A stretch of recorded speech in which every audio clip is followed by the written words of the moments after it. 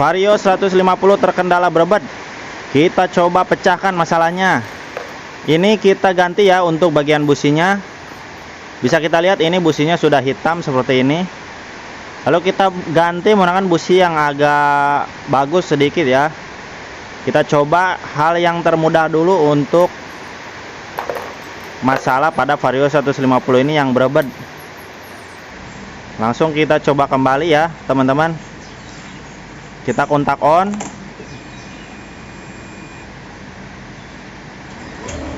Ini masih ya, ini masih berbed. Dipastikan ini bukan businya ya. Busi yang awal tadi masih hidup. Kita coba ini dengan busi yang lain masih tetap. Lalu kita coba ya, kita tes untuk bagian tekanan full pump menggunakan alat tekanan full pump seperti ini. Diharapkan untuk tekanan full pump itu standarnya 40 PSI ya. 40 PSI, tidak kurang ataupun lebih sedikit tidak apa-apa. Yang penting mendekati. Ini untuk tekanannya 40 PSI ya. Tekanannya 40 PSI. Lalu kita coba untuk bagian reset TP. Kita jumperkan seperti ini ya. Kita jumperkan menggunakan kawat. Dan kita jumperkan juga bagian soket DLC nya. Lalu kita kontak on. Ini speedometernya blank teman-teman. Saya mencoba perkiraan saja ya. Lalu kita cabut. Nah ini untuk soket ECT ya. Untuk motor radiator di motor Honda, reset TP itu di bagian soket ECT dan jumper di bagian soket DLC yang di dekat aki ini. Lalu kita coba untuk pergantian lagi ya. Ini pergantian, kita ganti busi yang baru teman-teman. Diharapkan ini bisa sembuh. Kita beli busi baru dan kita coba ya. Kita pasangkan seperti ini. Lalu kita pasangkan lagi cop businya ataupun cangklongnya. Setelah kita ganti, kita akan tes. Kita coba ya, kita tes. Ini masih berbed ya teman-teman. Masih tidak berubah. Untuk bagian gasnya ya, ini gas bawahnya ini berbed seperti ini. Apa masalah pada Vario ini ya? Sampai terjadi berbed seperti ini. Padahal ini untuk tekanan presurnya ya, tekanan full pumpnya stabil di angka 40. Ini sudah agak mending mau lamsang. Pertama kita coba hidupkan, itu tidak mau lamsang sama sekali. Kita coba untuk cek bagian filter, barangkali ada tersendat oleh kotoran. Itu juga bisa mengakibatkan berbed. Nah, bisa kita lihat ini filter udaranya banyak lumpur seperti ini. Ini sudah lama sepertinya tidak diganti, teman-teman. Nanti kita coba ganti yang baru ya, itu filternya. Dan ini sudah saya analisa, sudah saya bongkar ya. Untuk bagian kabel speed sensornya yang menuju belakang itu terputus, teman-teman. Dan kita akan cek untuk bagian perkabelan sebelah sini ya. Di bawah throttle body di sini ada perkabelannya. Semua sensor kabel di sini ya. Yang dari ecu semuanya menuju ke sini untuk ke bagian belakang ataupun bagian tengah ini. Dan bisa kita lihat ini kabel sudah banyak yang putus. Disebabkan karena korosi, kotor. Itu bisa menjadi kendala ya ini untuk bagian perkabelan. Bisa sampai putus-putus seperti ini. Ini untuk bagian positif coilnya juga putus, teman-teman. Ini sudah ada 4 kabel ya yang putus. 4 kabel yang putus. Ini positif coil yang menuju coil ya, sebelum coil. Terus untuk bagian kabel-kabel sensor speed ini putus semua. Ini baru kita temukan 4 ya. Lalu kita cek ini juga kabel bagian sensor O2 nya ya. Ini sensor O2 nya juga putus ini. Tinggal tersisa untuk bagian kulit kabelnya saja, teman-teman. Lalu kita bongkar saja ya. Kita bongkar bagian luar agar lebih memudahkan kita menyambung kabel-kabel yang putus ini. Kita tarik keluar seperti ini agar memudahkan kita memperbaikinya. Bisa kita lihat ini kabelnya sudah putus semua teman-teman. Kita cutter saja untuk bagian kulit luarnya agar lebih memastikan mana yang putus ataupun mana yang masih bagus ya untuk kabelnya. Kita akan tarik satu persatu, kita akan cek, barangkali takutnya ada di bagian sebelah tengah ya yang menuju ecu ke depan, agar kita tidak kerja dua kali teman-teman. Kita cek semuanya satu persatu seperti ini. Tarik saja seperlunya ya. Apabila kabelnya terjadi korosi, ini akan langsung putus. Lalu kita siapkan tang potong untuk membuka bagian kulit-kulit kabelnya yang akan kita sambung. Ini untuk bagian soket TP juga ya. Ini soket TP-nya. Kabel kuning leres oranye ini juga terputus teman-teman.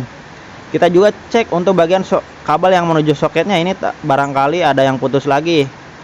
Kita lakukan penyambungan yang kuat ya. Kita lakukan penyambungan untuk kabel-kabel yang putus ini teman-teman. Berarti ini ada temuan pada Vario 150 ini. Kabel O2 nya putus, kabel sensor speednya semua ya, semuanya putus. Ada 3 kabel, ada kabel positif coil dan ada kabel sensor TP. Ini penampakan yang sudah saya sambung semuanya ya teman-teman.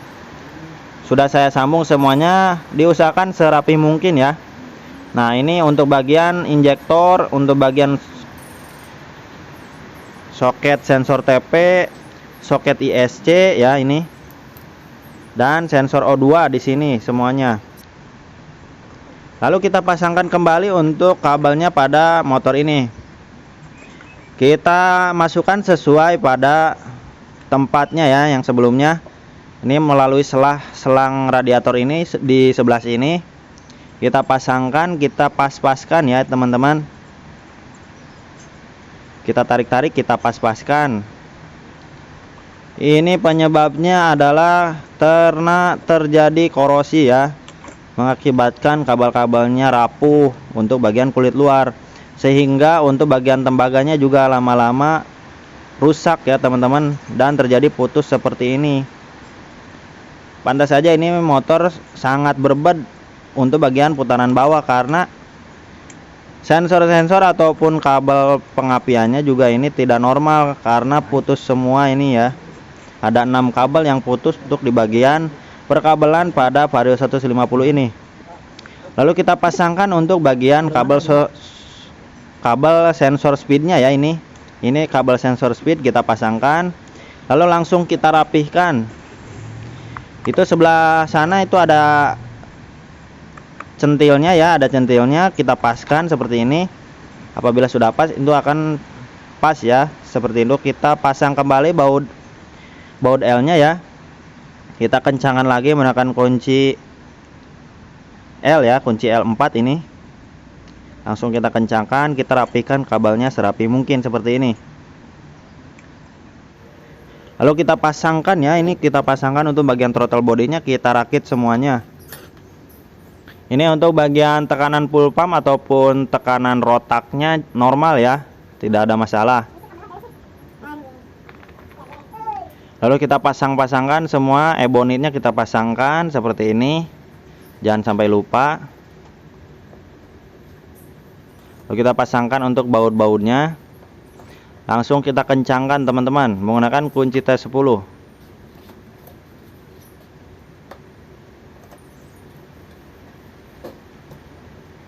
Kencangkan secukupnya untuk bagian pengunci pada manifold ini. Lalu kita lepas untuk bagian kabel ataupun tekanan pressure ini ya. Dikarenakan ini sudah normal ya, untuk bagian tekanan full pump tidak ada masalah. Kita pasangkan soket ISC, soket TP, soket injektor dan selang bensinnya ini kita pasangkan semua seperti ini teman-teman. Lalu kita pasangkan untuk bagian box filternya ya. Kita langsung pasangkan agar meminimalkan ini kotoran masuk ke dalam throttle body ya. Langsung kita pasangkan untuk bagian selang filter udaranya pada throttle body. Kita pasangkan selang hawanya ya, ini selang hawa yang menuju filter udara ataupun dari kop silindernya menuju selang udara. Lalu kita reset ya, kita reset untuk bagian ECU-nya. Apabila terjadi kode kerusakan ya, ini pasti terjadi kode kerusakan, kita harus reset ya. Tapi ini resetnya saya berkira-kira saja karena ini speedometer Vario ini blank ya.